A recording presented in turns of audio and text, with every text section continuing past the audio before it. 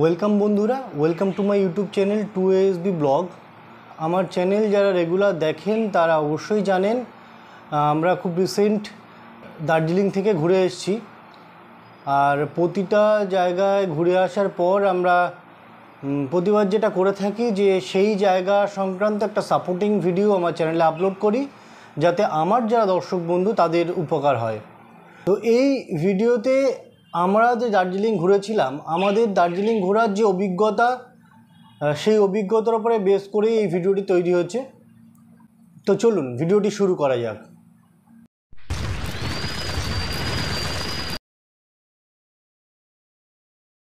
তো এই Darjeeling travel guide ভিডিওতে আমরা তিনটে বিষয়ের উপরে লক্ষ্য রাখব। প্রথম হচ্ছে কি করে যাবেন, দ্বিতীয় হচ্ছে কি কি দেখবেন, আর তৃতীয় পয়েন্ট হচ্ছে কোথায় থাকবেন আর খরচ কত। তো প্রথমেই আসি প্রথম পয়েন্ট, কি করে যাবেন। তো এখন দার্জিলিং কোথায় অবস্থিত, কি করে যেতে হয় সেটা মনে হয় বেশিরভাগ মানুষই জানেন। তো তবুও বলে দেই, দার্জিলিংয়ে আপনারা তিনভাবে যেতে পারেন। যে কোনো বড় শহর থেকে আপনারা ট্রেন পেয়ে যাবেন, বাস পেয়ে যাবেন, আর বাগডোগরা এয়ারপোর্ট পর্যন্ত ফ্লাইট পেয়ে যাবেন। তো এর টাইম টেবিল কি আছে সেটা নিয়ে আর বিস্তারিত বললাম না, কারণ এখন গুগলে সার্চ করলে সমস্ত টাইম টেবিল আপনারা দেখতে পাবেন। তো যে কোনো ওয়েতে আপনারা প্রথমে এনজিপিতে পৌঁছান, অথবা ফ্লাইটে গেলে বাগডোগরা পৌঁছান। আর শিলিগুড়ি বা এনজিপি থেকে দার্জিলিং পৌঁছানোর জন্য আপনারা বাস নিয়ে নিতে পারেন, অথবা প্রাইভেট কার নিয়ে নিতে পারেন, অথবা শেয়ার ট্যাক্সি নিয়ে নিতে পারেন। আর একটা পদ্ধতি আছে যেটা আমরা গেছিলাম, সেটা হচ্ছে টয় ট্রেন। যদি কেউ না দেখে থাকেন, ওপরে লিঙ্ক দেওয়া রইল, দেখে নেবেন আমার এই দার্জিলিংয়ের টয় ট্রেন যাত্রা।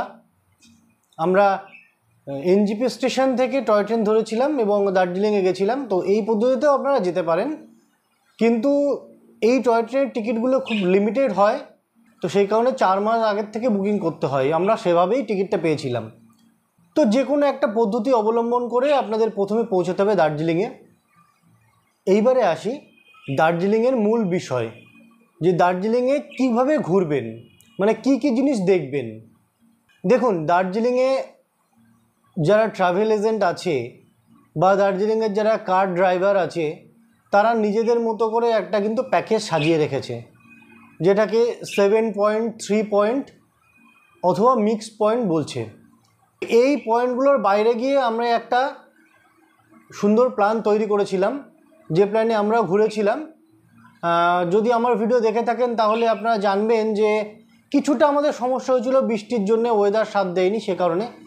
কিন্তু যে প্ল্যানটা বানিয়েছিলাম সেই প্ল্যানটা কিন্তু এই 7 পয়েন্ট, মিক্স পয়েন্ট বা 3 পয়েন্ট হিসাবে নয়, টোটালি আমি কাস্টমাইজ করে একটা প্ল্যান বানিয়েছিলাম, যে প্ল্যানটাই আজকে আপনাদের সামনে দেবো। আপনারা যদি এই প্ল্যানে ঘোরেন তাহলে 2 নাইট 3 ডেজে মোটামুটি ভালোভাবে দার্জিলিংটা আপনারা ঘুরে আসতে পারবেন। সকালবেলা থেকে টোটাল আপনাদের প্ল্যানটা শুরু হচ্ছে। তো প্রথম দিন সকালবেলা আমি একটু লিখে রেখেছি, যেহেতু কাস্টমাইজ করেছিলাম নিজেই, তো সেটা দেখেই বলছি আপনাদেরকে। তো প্রথম দিন আপনারা চলে যান একদম সকালে উঠে রোপওয়ের উদ্দেশ্যে। তো রোপওয়েতে কিন্তু লিমিটেড সংখ্যক টিকিট থাকে, তো কাজে খুব সকাল সকাল যাওয়ার চেষ্টা করবেন রোপওয়ের ওখানে। তো রোপওয়ে দেখে আপনারা চলে যান তেনজিং রক দেখতে, রোপওয়ের পাশেই। বেশি সময় লাগবে না আপনাদের তেনজিং রক দেখতে, ছোট্ট একটা পাথর যার উপরে রক ক্লাইম্বিং করা যায়। তো তেনজিং রকের পর আপনারা চলে যান জু, দার্জিলিং জু আর HMIতে। এখানে দার্জিলিং জু ঘুরতে আপনাদের বেশ কিছুটা সময় লাগবে। দার্জিলিং জু আর HMI ঘোরার পর আপনারা চলে যান রামকৃষ্ণ মিশন। রামকৃষ্ণ মিশন দেখে তারপরে আপনাদের গন্তব্য ধীরধাম টেম্পল। ধীরধাম টেম্পলের পর চলে যান ডালি মনিস্ট্রি। ডালি মনিস্ট্রি দেখার পর আপনারা যেতে পারেন লেবং রেস কোর্স। বাট এইটা একটুখানি কনফিউশন আছে, মানে এই লেবং রেস কোর্স কিন্তু সবসময় খোলা থাকে না, জেনে নেবেন। যদি খোলা থাকে তাহলে আপনারা ওখানে যেতে পারেন। আর যদি না খোলা থাকে তাহলে তো কিছু করার নেই, যেমন আমাদের সময় কিন্তু খোলা ছিল না। তো তারপরে আপনারা চলে যান পিস প্যাগোডা আর জাপানিজ টেম্পল দেখতে। এই দুটো কিন্তু একই জায়গায় অবস্থিত, পিস প্যাগোডা আর জাপানিজ টেম্পল। এই পিস প্যাগোডা জাপানিজ টেম্পল দেখে আপনারা প্রথম দিনের যে সাইট সিন পর্ব সেটা কিন্তু শেষ করুন। এবারে আপনারা বিকেলবেলা ফিরে আসার পর ম্যাল মার্কেট ঘুরতে পারেন।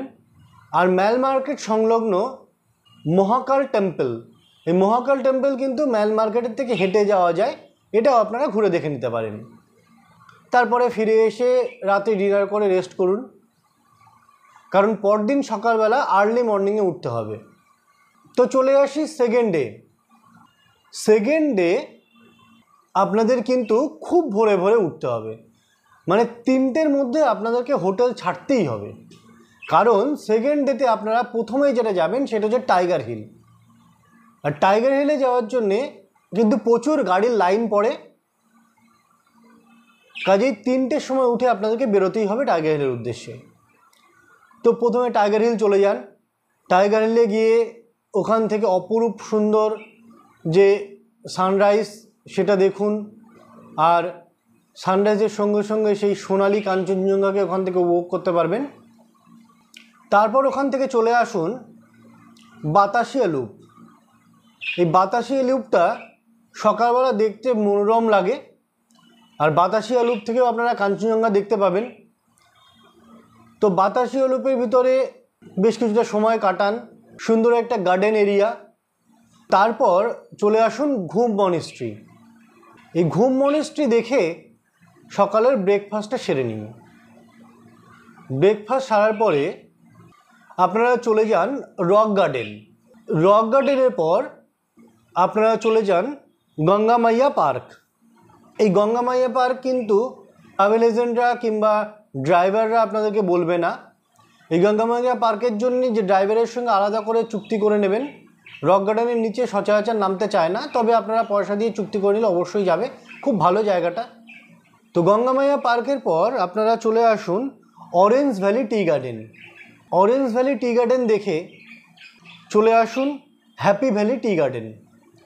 এই হ্যাপি ভ্যালি টি গার্ডেন কিন্তু আপনাদের আজকের শেষ সাইট সিনের শেষ গন্তব্য।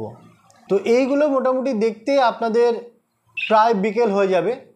তারপর ওখান থেকে ফিরে আসুন, ফিরে এসে আবার সন্ধ্যাটা ম্যালে কাটান, ম্যালের মনোরম দৃশ্য উপভোগ করতে করতে। এবার তৃতীয় দিন, এই দিন কিন্তু আমাদের বাড়ি ফেরার পালা। কিন্তু বাড়ি আমরা ফেরার সময় রাস্তায় বেশ কিছুটা স্পট দেখতে দেখতে আমরা কিন্তু এনজিপিতে নামবো। তো সকাল সকাল উঠে হোটেল থেকে চেক আউট করুন। চেক আউট করে গাড়ি নিয়ে আপনারা বেরিয়ে গেলেন। এবার আপনারা প্রথম দাঁড়াবেন লেপচা জগতে। লেপচা জগৎটা খুব সুন্দর একটা পাইন ফরেস্ট, যার ভিতরে মুভি শুটিং হয়। তো লেপচা জগৎ ঘুরুন। লেপচা জগৎ দেখার পর আপনারা চলে যান পশুপতি মার্কেট।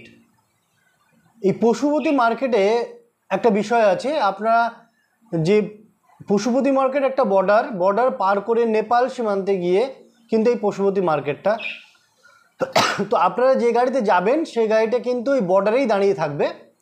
তো আপনারা মার্কেটে যেতে চাইলে ওপারে গিয়ে আপনাদের আই কার্ড জমা দিয়ে ওপারে যেতে হবে।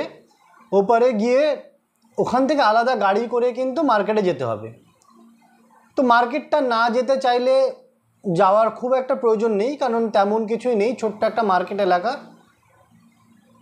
তো যাই হোক, চাইলে আপনারা পশুপতি মার্কেটে যেতে পারেন।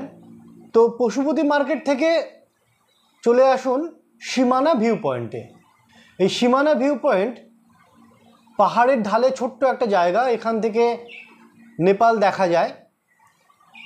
এখানে কিছুটা নোম্যান্স ল্যান্ডও আছে, যেটা আপনারা হেঁটে বেড়াতে পারবেন, খুব সুন্দর জায়গা। তো সীমানা ভিউ পয়েন্টে বেশ কিছুটা সময় কাটান। তারপর আপনারা চলে আসুন গোপালধারা টি এস্টেট। তারপর আপনারা চলে আসুন মিরিক লেক। মিরিক লেকে এসে বোটিং করতে পারেন, অথবা ওখানে হর্স রাইডিং করতে পারেন, অথবা পায়ে হেঁটেও ঘুরতে পারেন। বেশ কিছুটা সময় লাগবে এবং মনোরম পরিবেশ। তো মিরিক লেক ঘুরুন, এবং মিরিক লেকই ছিল আজকে আপনাদের লাস্ট গন্তব্য। তো মিরিক লেক দেখার পর আপনারা কিন্তু ফিরে আসবেন আপনাদের যেখান থেকে ট্রেন থাকবে এনজেপি অথবা শিলিগুড়িতে। তো এবারে আসি কোথায় থাকবেন আর খরচ কত। দেখুন, দার্জিলিংয়ে প্রচুর হোটেল আছে থাকার জন্য, প্রচুর হোটেল। আপনি পিক সিজন বলুন আর অফ সিজন বলুন, আপনারা ওখানে গেলে গ্যারেন্টি হোটেল পাবেন। আপনারা হয়তো অনেক ট্রাভেল এজেন্ট ভয় দেখাবে যে পিক সিজন এই সময় বুক না করে যাবেন না, পাওয়ার সমস্যা। আমি আপনাদের বলছি দার্জিলিংয়ে হোটেল পাওয়ার কোনো সমস্যাই নেই, প্রচুর হোটেল। হ্যাঁ, হয়তো পিক সিজনে গেলে একটু আপনাদের খুঁজতে হবে, একটু সময় লাগবে, কিন্তু আমার মত হচ্ছে আপনারা হোটেল বুক করবেন না, দার্জিলিংয়ে গিয়ে হোটেল বুক করবেন, অনেক ভালো হোটেল পাবেন। এবার আসি খরচ কত। দেখুন, আমার আগের যে এই ট্রাভেল গাইড ভিডিও যারা দেখে থাকবেন তারা জানেন আমি সচরাচর খরচ নিয়ে কিন্তু খুব একটা কিছু বলি না। তার কারণ খরচ নিজের ওপর ডিপেন্ড করে, আপনি কিভাবে ঘুরবেন, কিভাবে থাকবেন। আপনি 4 সিটার গাড়িতে ঘুরবেন না 9 সিটার গাড়িতে ঘুরবেন, আপনি এসি হোটেলে থাকবেন না নন এসি হোটেলে থাকবেন। যদিও দার্জিলিং এসি হোটেল থাকে না, তো আপনি কেমন হোটেলে থাকবেন তার উপর ডিপেন্ড করে আপনার খরচটা। তো বেসিক জিনিসটা যেটা বলি সেটা হচ্ছে ট্রেনের আপনারা ভাড়াটা গুগল খুললেই দেখতে পাবেন কেমন ভাড়া, সেটা আমি আসছি না। আমি যেটা বলছি সেটা হচ্ছে এনজেপি থেকে দার্জিলিংয়ে যাওয়ার যে ভাড়া, সেটা রিজার্ভ গাড়ি নেন তাহলে একটা ভাড়া পড়বে ওই 3000-4000 টাকা মতো। কিন্তু আপনারা যদি শেয়ার কারে যান তাহলে আপনার পার হেড 400 টাকা মতো একটা খরচ পড়ে দার্জিলিংয়ে পৌঁছাতে। পরে হোটেল হচ্ছে আপনার 1000 টাকা, 1200 টাকা, 1500 টাকা, এবং অফ সিজনে গেলে 800-900 টাকাতেও আপনারা কিন্তু হোটেল পেয়ে যাবেন। তো আপনারা একটু খুঁজে দেখে নেবেন, আপনাদের বাজেটের উপরে ডিপেন্ড করে সেরকম হোটেল নেবেন। আর সাইট সিনের যে প্ল্যান বললাম, এই প্ল্যানটা কিন্তু 7 পয়েন্ট 3 পয়েন্ট মিক্স পয়েন্টের হিসেবে হবে না, এটা নিয়ে ড্রাইভার টু ড্রাইভার ভ্যারি করে। তো ড্রাইভারের সঙ্গে আপনারা এই প্যাকেজটা আমি কাস্টমাইজ করে বানিয়েছি, এই প্যাকেজটা নিয়ে ডিটেলসে আলোচনা করলে দেখবেন একটা সুন্দর বাজেট ওখান থেকে বেরিয়ে আসবে। তো এই ছিল আমার নিজের অভিজ্ঞতার উপরে বেস করে দার্জিলিংয়ের একটা ট্যুর গাইড। তো এখানেই শেষ করছি আজকের ভিডিওটা। ভালো থাকবেন, আর ভালো লাগলে আমার চ্যানেলটি সাবস্ক্রাইব করে পাশে থাকবেন। ধন্যবাদ।